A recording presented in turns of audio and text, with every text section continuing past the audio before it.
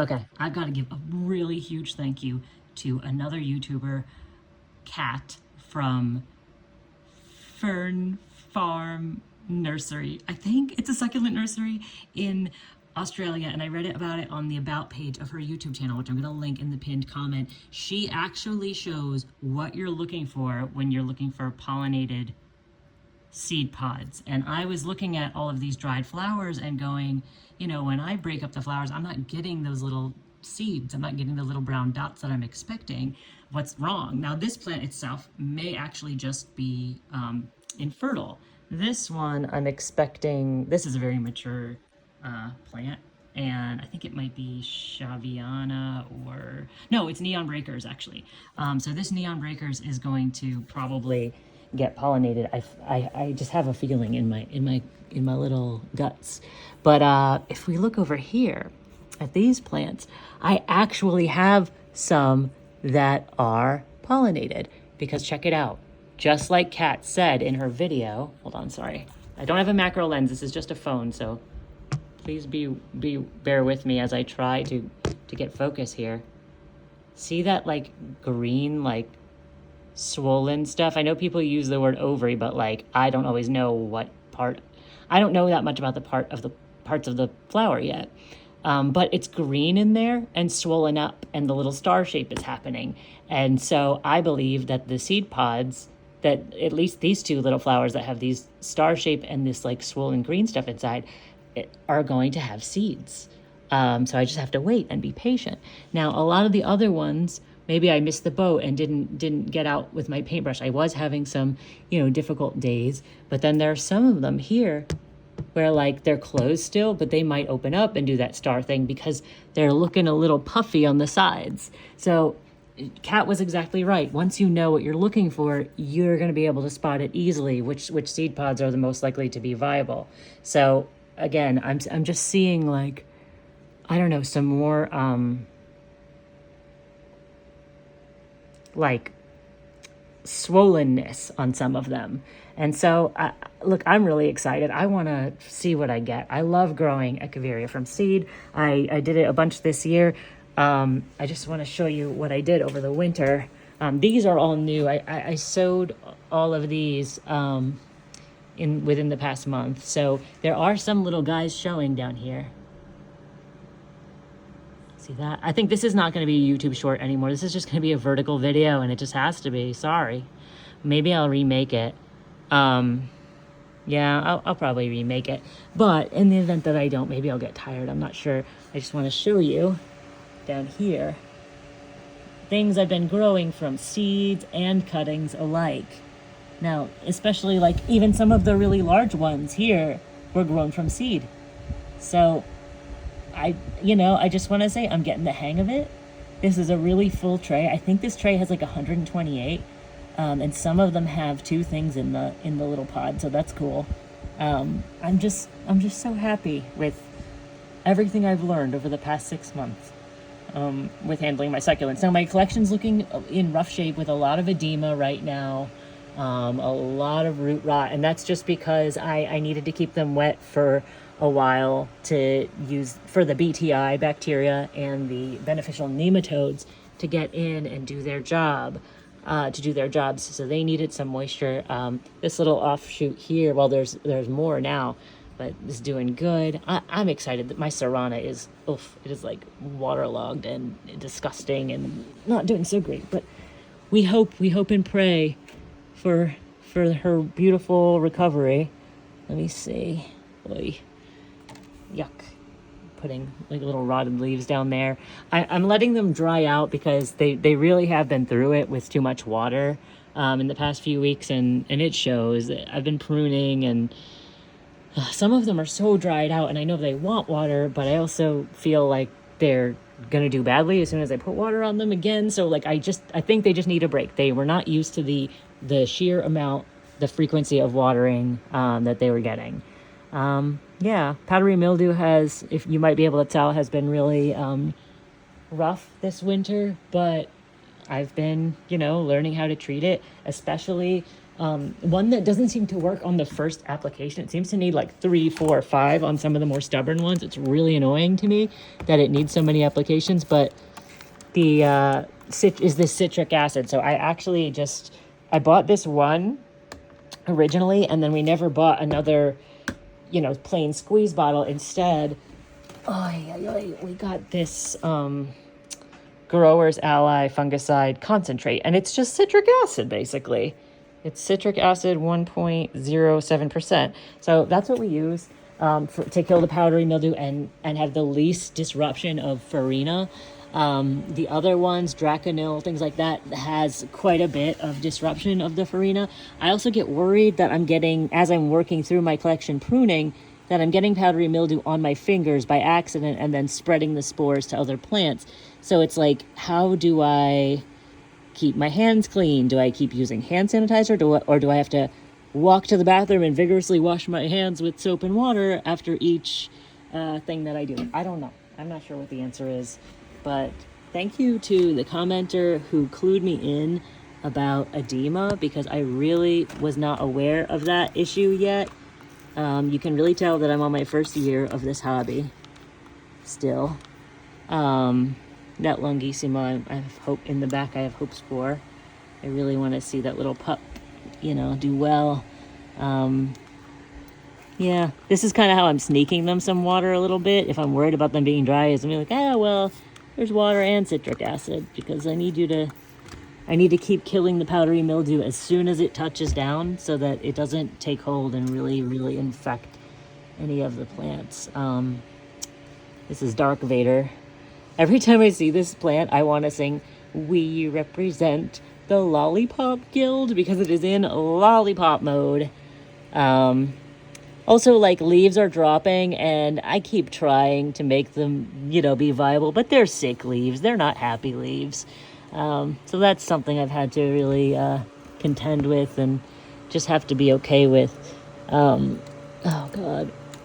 My purple dance plants have not been doing the very best, but whatever. I'm trying. I'm trying to keep everybody alive here, and these Lolas are oh my gosh, they're like my 5th Lolas, I think. I see powdery mildew. I keep accidentally killing all of my Lolas because I cannot tell the difference between thirst and overwatered with these.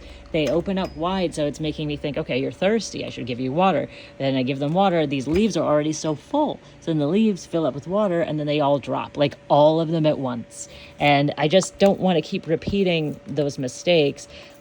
It's possible that my soil mix is too well draining, but I don't know, I also want to get on a schedule for watering, because I think some people might be able to water in a more naturalistic way, but I don't think I can. I think I might really need a schedule to not accidentally kill a plant. The main thing I'm working on now, though, is saucers. So we ordered some saucers from Lowe's in the 4-inch diameter. And let me see where that is. They're not in yet, but I have these in the 6-inch diameter, and I've been putting them, to give you an idea, they're really large. They seem really, really big compared to the size of the pots that I have. So I'm also getting some square ones from online, but aside from that, I'm not trying to spend too much money on plastic things, because I think we are really actually going to save up for a 3D printer to make our own, and it will be helpful for my doll hobby too. So it's something that my husband is interested in, and I'm all for it, because he said that if we get one, he'll help me out with my little projects. But yeah, I'm using saucers now, and instead of, plants being in one long tray that I could have hypothetically watered all of them at once, that never worked out. It always killed one of them or something, and I just quickly abandoned that idea. I think they each get their own saucer, and then I bottom water in a very pure way, and I'll always use mosquito dunks, I think, in the water, because then I won't have to always be dealing with corn.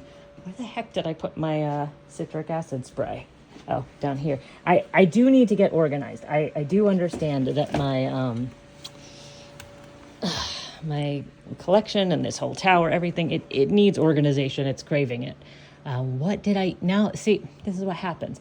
I find something that I want to spray, then I lose the thing that I'm looking for to spray with. So what was I going to spray just then? Oh, right, this one. This has needed multiple applications, and then I'm looking for this powdery mildew here to turn like brown as though it's killed, but it keeps coming back white, and I don't like that. It makes me feel like maybe it's still alive. So yeah, this is just filtered water and citric acid, but sometimes if it's not strong enough, I'll break out the neem oil. I just don't like to use the neem oil if possible, because it really leaves a film on, like a sticky, disgusting, unpleasant to touch film. And I have sensory issues. I am autistic. I understand, like, for other people, it's not as big of a deal, and they wouldn't mind the film. For me, this Voodoo plant, I can't tell how much water they need, but it seems like they need a lot. So I keep, like, half dry. I think I'm killing it by drying it out more than overwatering, but every couple days I've been watering it, almost like every 2 days, and the leaves just really sprout up so fast when I do that. Sorry if I'm fully just focusing on a nasty sticky trap over there. Yeah, anyway, see these little purple dance guys? They were dropping so many leaves from being waterlogged. They were rotting, and now they seem to be kind of drying up. But I decided, no, this is still heavy. This has still got water in there. I decided that they needed to, instead of each being in one of these little plants, I decided that they were overpotted in these little size containers, like 2.5 inches across, which I don't know how many, maybe that's like 5 centimeters. I'm not sure. No, it might be maybe like 5 centimeters across, whatever. I decided take a bigger one, but put 3 of the plants in there. And they've actually been thriving since I did that. So I'm really trying not to water them. I'm trying to keep everyone alive. Like that Cursula back there. I don't know if that one is having, see where those brown and yellow leaves are? I don't know if that one's having issues with dryness or if it was overwatered in the, during that time. And I don't want to lose all that growth. Like, I love the spiral growth. And I also want to see those stems get more, strong and powerful. So I think that one might have been dried out. I don't know. Well, I love these plants. I'm fairly dedicated to them. It's my casual hobby lately, and it's really helping me get through. This is my last Chance Lagoon, I call it. Maybe I should write it on both sides of the heart. But yeah, basically, these plants were not doing so hot, so I decided to put them all in here in one pile and just see what happens. And this is my very first... what's it called? Lovely Rose, Graptoveria Lovely Rose hybrid. And I just find them to be so, so cute. And I've made a bunch of like propagations of them. So like these are 3 Graptoveria Lovely Rose grown from leaf. And the one is a little bit like clustered over there on the side. And actually 2 of them might be clustered. Anyway, I don't know. I'm so excited. I feel really accomplished. And my husband keeps telling me that he's proud of me for all the cool things that I can do with, growing plants. And that I learned really cool new skills and that he's really impressed. So yeah, I do feel proud of myself. These little dudes over here just came in the mail this week. They're kind of in quarantine, but these guys I got in from Twisted Succulents just because I really can't resist. Her name is Jen. I cannot resist Jen's like beautiful winter colors and just all the Korean plants that she has that I get introduced to. Like I go, I don't need that. It's nothing special. It doesn't have any features that I don't already have. And then I look at it and I'm like, no, it does. It has things that I don't have in my collection. The like dark purple and green over there, or this all of these like. They're still in winter color mode because I believe she grows outside, and I'm so jealous. Like I know they're about to lose all this awesome color and kind of go green on me because it's summer here. But I mean, the hottest it really gets in the house shouldn't be much more than 75, maybe 77 on like a really hot day when it's like 104 degrees Fahrenheit outside. But yeah, I will keep updating you guys about my collection over the summer. I think the seedling nursery got aired out enough, so I'm about to cover that up. I have some seeds to plant today after work. Yeah, so here's my update. Definitely check out the channel called Succulent Growing Tips. It's Succulent Growing Tips by Kat from Australia, who has a succulent nursery in Australia. She was so helpful, so instructive. She just showed really great video of everything and just really enriched my understanding of the pollination process and identifying seed pods especially. So thank you to Kat. Have a good day, everyone.